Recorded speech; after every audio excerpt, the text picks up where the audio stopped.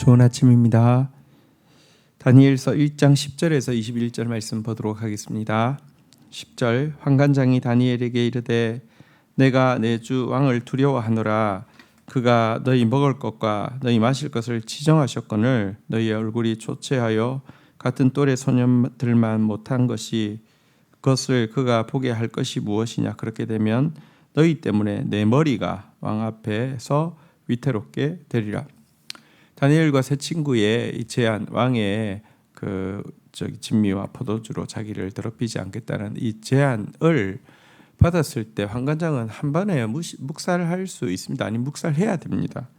왜 그렇습니까? 이미 그들에게 1인당 얼마의 그 음식과 또 마실 것을 딱 왕이 지정을 해놓은 것이고요. 또 그거 영양이 부족해서 얼굴이 초췌하면은 이제 횡령 이런 것으로 목이 달아나는 것이 당연한 상황이었습니다. 그런데도 이 환관장은 이렇게 이제 이야기를 한 이후에 11절 보면 환관장이 다니엘과 하나냐와 미사엘과 아사랴를 감독하게 한 자에게 다니엘이 말하되 12절 청하오니 당신들의 종들을 열흘 동안 시험하여 채식을 주어 먹게 하고 물을 주어 마시게 한 후에 13절 당신 앞에서 우리의 얼굴과 왕의 음식을 먹는 소년들의 얼굴을 비교하여 보아서 당신이 보는 대로 종들에게 행하소서 하매 환관장의 말에도 불구하고 다니엘이 제안을 하죠. 열흘 동안 시험한 후에 하면 안 되겠습니까? 우리의 얼굴이 다른 소년들의 얼굴보다 나으면 우리 제안을 받아주시고 그렇지 않으면 당신 보기에 옳은 대로 행해 주시면 안 되겠습니까? 이렇게 제안을 하고 있습니다.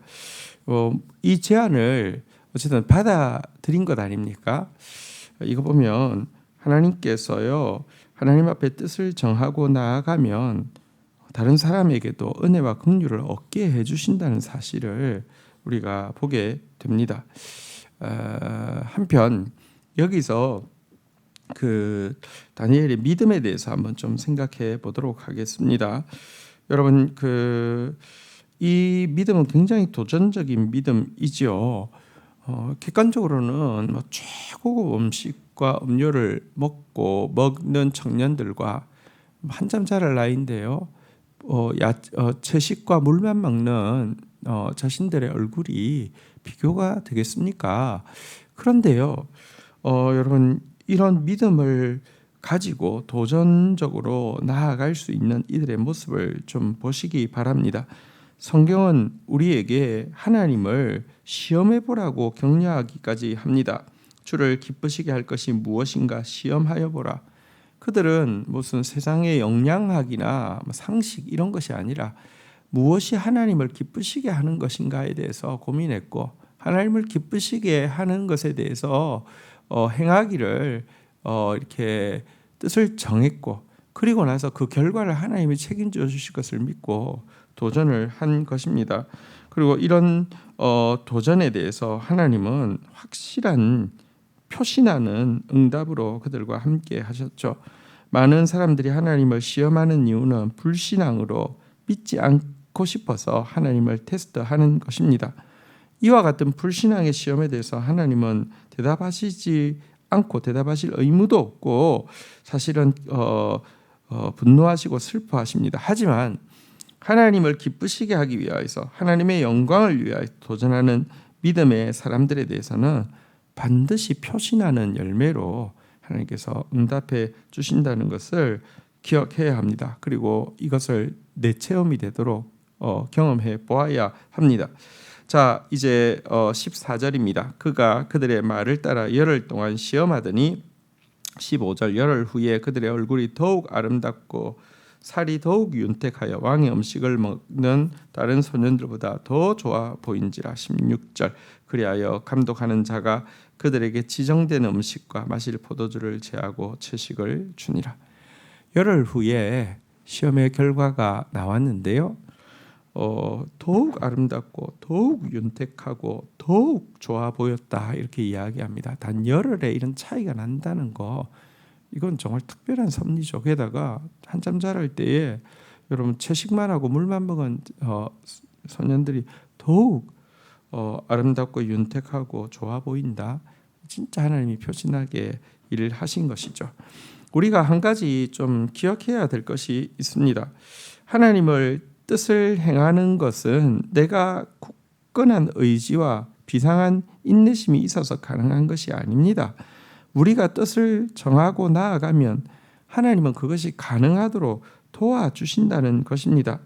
우리의 결단이 여러분 그 펌프에 넣는 마중물이라고 하면 성령님의 도우심은 이 물 근원에 연결되어진 펌프가 펌프질을 하고 나면 마중물은 한 컵 부었지만 쏟아져 나오는 물은 끝없이 쏟아져 나오는 것처럼 우리가 하나님 기쁘시게 하기 위해서 결단하고 나아가면 하나님은 그것을 실행하는 데 필요한 모든 그 어려움들을 넘어서는 특별한 넘치는 역사로 함께 하신다는 것입니다. 많은 신자들이 무언가 하나님을 기쁘시게 할 일을 생각했다가 그걸 실행하는데 어떤 어려움이 따를지 예측하고는 시작도 못하고 포기를 합니다. 하지만 여러분 한 가지만 살피면 됩니다. 이게 정말 하나님의 뜻인가를 살피고 이게 정말 하나님을 기쁘시게 하는 일인가, 성령의 감동이 맞는가를 살피고 그것이 맞다고 하며 여러분 성령을 의지하고 저지르십시오. 시작해 보십시오. 나머지는 하나님이 은혜와 긍휼로 환경도 열어주시고 확실한 보증으로 함께 하시는 것을 경험하게 될 것입니다. 자, 17절입니다. 하나님이 이 네 소년에게 학문을 주시고 모든 서적을 깨닫게 하시고 지혜를 주셨으니 다니엘은 또 모든 환상과 꿈을 깨달았더라. 이들에게는 얼굴만 좋은 것이 아니라 여러분들 학문의 지혜를 열어 주셨습니다. 모든 서적을 깨닫고 뛰어난 지혜를 주셨고요. 특별히 또 다니엘에게는 그것 위에 모든 환상과 꿈을 깨닫게 해 주셨습니다. 사실 여러분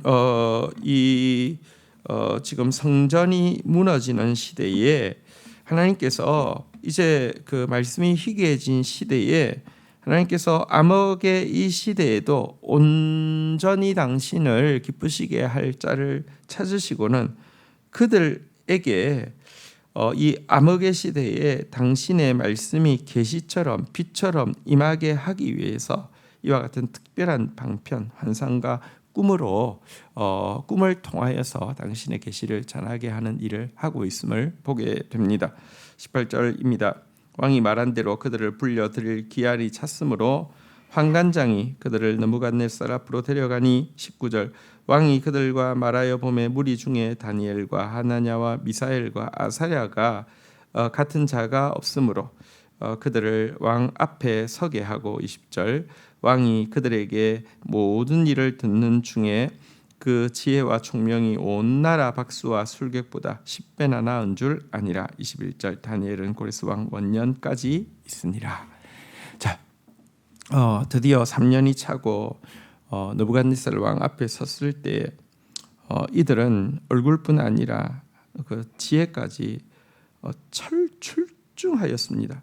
10배나 더 나은 그 사람이 없고요. 눈에 띄었고 이 느부갓네살 왕에게 발탁이 되었다 이렇게 이야기를 하고 있습니다. 그래서 그가 고레스 원년까지 있었는데요. 이것은 정말 특별한 일이죠.